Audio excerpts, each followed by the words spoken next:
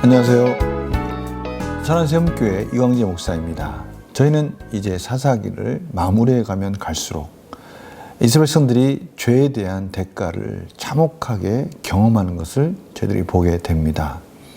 사사기 처음 시작했을 때도 말씀드렸지만 나선형을 그리면서 이 점점 영적으로 타락해가는 모습, 그것은 단순히 영적으로 타락한 것만 그것이 끝나는 것이 아니라 그것에 대한 하나님의 공의로운 심판이 따라간다는 것, 이것을 저희들이 오늘 보게 될 것입니다. 오늘 말씀을 통해서 또 하나님이 저희들에게 말씀하시는 메시지를 또 귀 기울여 들으면서 우리 삶 속에서 우리가 어떻게 살아야 될지, 무엇을 바라보고 살아야 될지를 다시 결단하는 그런 시간이 되었으면 합니다. 제가 기도하고 시작하겠습니다. 하나님 감사합니다. 오늘도 하나님께서 저희들을 말씀 가운데로 이끌어 주시고 이제는 하나님이 말씀하시는 그 음성 속에서 저희들이 때로는 결단이 필요하고 예수 그리스도의 은혜로 말미암아 주어진 이 놀라운 구원의 은혜를 삶에서 누리기 위해서 저희를 성숙해가며 몰아가시는 하나님의 음성을 듣기 원합니다. 성령님 오늘 조명하여 주셔서 오늘도 하나님께서 주시는 귀한 말씀을 깨달을 수 있도록 인도하여 주시옵소서. 감사드리며 예수님의 이름으로 기도드립니다. 아멘. 이에 베냐민 자손이 자기가 패한 것을 깨달았으니 이는 이스라엘 사람이 기브아에 매복한 군사를 믿고 잠깐 베냐민 사람 앞을 피하매 복병이 급히 나와 기브아로 돌격하고 나아가며 칼날로 온 성읍을 쳤음이더라. 처음에 이스라엘 사람과 복병 사이에 약속하기를 성읍에서 큰 연기가 치솟는 것으로 군호를 삼자 하고 이스라엘 사람은 싸우다가 물러가고 베냐민 사람은 이스라엘 사람 30명가량을 쳐 죽이기를 시작하여 이르기를 이들이 틀림없이 처음 싸움같이 우리에게 패한다 하다가 연기 구름이 기둥같이 성읍 가운데에서 치솟을 때에 베냐민 사람이 뒤를 돌아보매 온 성읍의 연기가 하늘에 닿았고 이스라엘 사람은 돌아서는지라 베냐민 사람들이 화가 자기들에게 미친 것을 보고 심히 놀라 이스라엘 사람 앞에서 몸을 돌려 광야길로 향하였으나 군사가 급히 추격하며 각 성읍에서 나온 자를 그 가운데서 진멸하니라.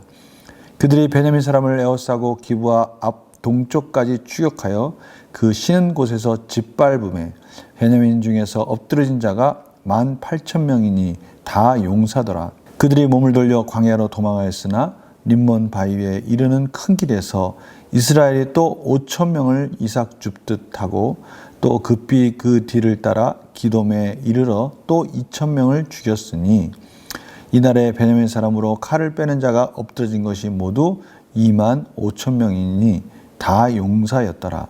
베냐민 사람 600명이 돌이켜 광야로 도망하여 림몬 바위에 이르러 거기서 넉 달 동안을 지냈더라. 이스라엘 사람이 베냐민 자손에게 돌아와서 온 성읍과 가축과 만나는 자를 다 칼날로 치고 닥치는 성읍은 모두 다 불살랐더라. 아멘. 하나님의 무서운 이 베냐민 지파를 향한 심판이 내려지고 있습니다. 그 심판의 모습이 참 참혹합니다. 어제 말씀에 이어서 이 매복한 군사들이 베냐민 군사들이 성을 빠져나오는 순간에 쳐들어가서 그 베냐민 지파가 있었던 기브아 성을 짓밟기 시작합니다. 신호가 있었죠. 그 속에서 연기가 나오기 시작하면 도망가는 모습을 하다가 뒤를 돌아서 이제 베냐민 지파를 공격하기로 한 것이죠. 이러한 작전대로 연기가 올라갔고요. 치솟을 때 이스라엘 백성들이 뒤를 돌아봐서 베냐민 지파를 공격합니다. 그때서야 41절에 이스라엘 사람은 돌아서는지라 베냐민 사람들이 화가 자기들에게 미친 것을 보고 심히 놀라. 그때서야 우리가 실수했구나. 우리가 저 매복 작전에 말려들었구나 라는 것을 깨닫게 되죠. 오늘 이 베냐민 사람을 에워싸고 그들을 무차비 짓밟는 모습을 43절에서부터 보여주고 있습니다. 먼저 엎드러진 자가 18,000명이 다 용사였는데 다 전사하게 되죠. 그리고 광야로 막 도망하였습니다. 거기서 5,000명을 이삭 줍듯 하고 이삭 줍듯이 그냥 모든 사람들의 목숨을 쉽게 앗아가는 그런 모습을 표현하고 있습니다. 또 칼을 빼는 자 25,000명을 다 죽였다라는 것을 2,000명을 기도에 이르러서 죽임으로 인해서 총 25,000명을 죽였다라고 말씀하고 있습니다. 그리고 베냐민 사람 중에 남은 자가 600명인데요.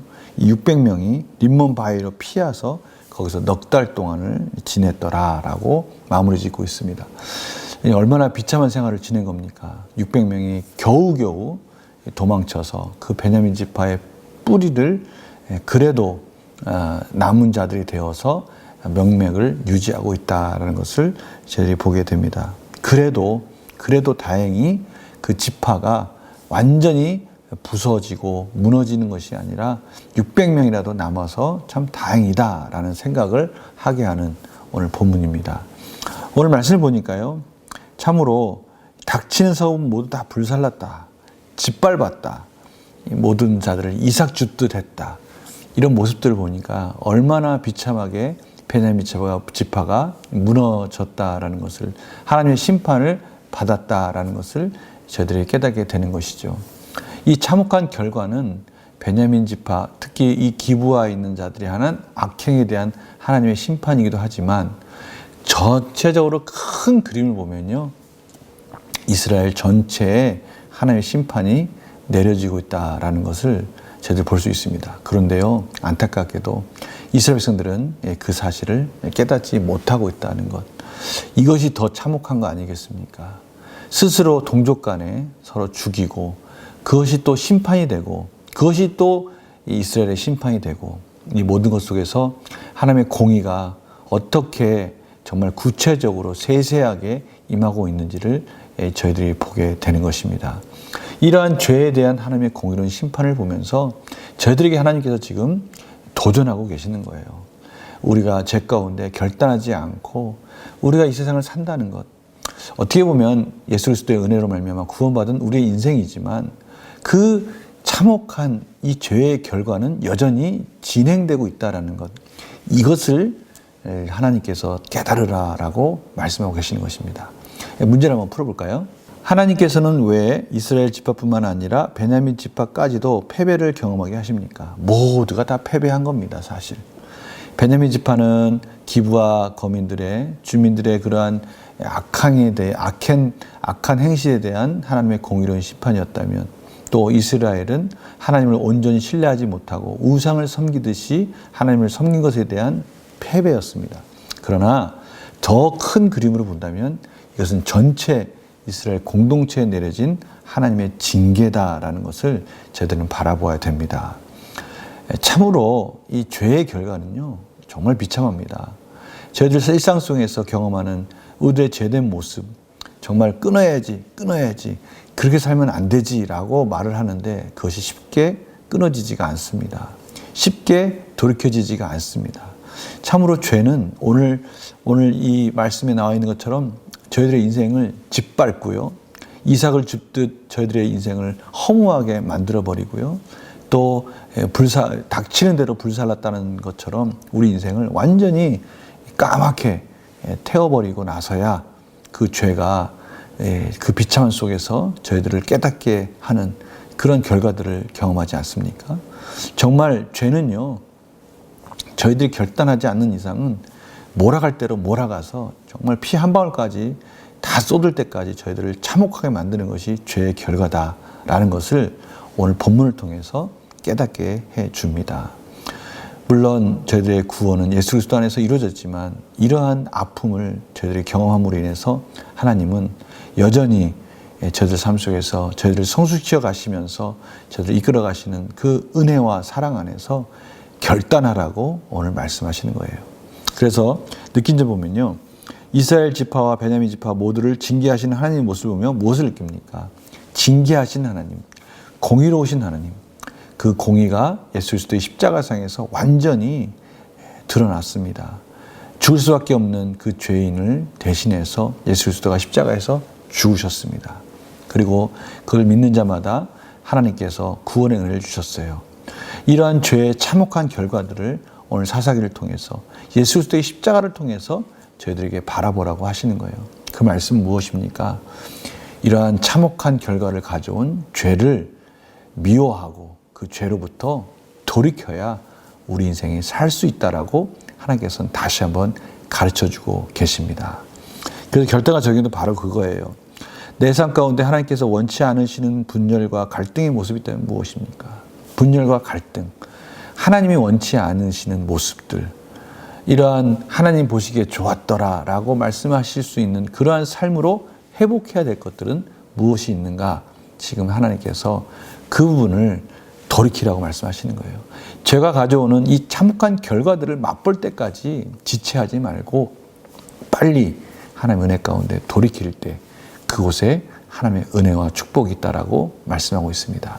오늘 마무리를 지면서 우리 성도님들에게 하나님께서 지금 용기를 붙들고 계십니다.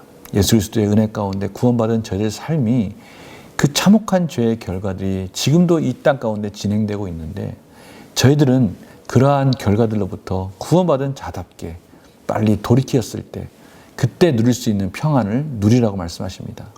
하나님이요 한꺼번에 저희들을 다 구원할 수 있습니다. 그러나 은혜가 은혜되도록 저희들의 믿음이 성숙되도록 하나님의 놀라우신 사랑을 풍성히 경험하도록 저희가 스스로 또 결단하도록 저희들에게 은혜를 베풀어 주십니다. 이 놀라운 과정 속에서 아직까지 돌이키지 못했던 우리의 모습이 있다면 아직까지 공동체 가운데 또 우리의 관계 속에서 아니 우리의 삶 속에서 씻어내지 못하고 있는 죄악된 모습이 있다면 회개하고 오늘 말씀 듣고 죄의 참혹한 결과들을 보면서 돌이키는 역사가 있기를 간절히 축원합니다. 제가 기도하고 마치겠습니다. 하나님 아버지 감사합니다. 오늘도 하나님께서 은혜를 주셔서 말씀을 통해서 깨닫는 은혜를 경험합니다. 하나님 용기를 주시고 은혜를 주셔서 돌이키는 역사를 경험하게 하여 주셔서 하나님이 주시는 놀라운 죄 씻음의 은혜를 경험하게 하여 주시옵소서. 감사드리며 예수님의 이름으로 기도드립니다. 아멘. 하나님께서 오늘 저희들에게 용기를 주십니다. 결단하라고 하십니다. 아직까지 씻지 못하고 끊지 못한 우리의 반복적인 습관적인 죄의 모습을 가감히 끊고 하나님의 놀라운 은혜를 경험하는 복된 하루가 되시기를 간절히 축원합니다. 복된 주일 보내시고요. 월요일 날 말씀 묵상 계속 만나 뵙겠습니다. 안녕히 계세요.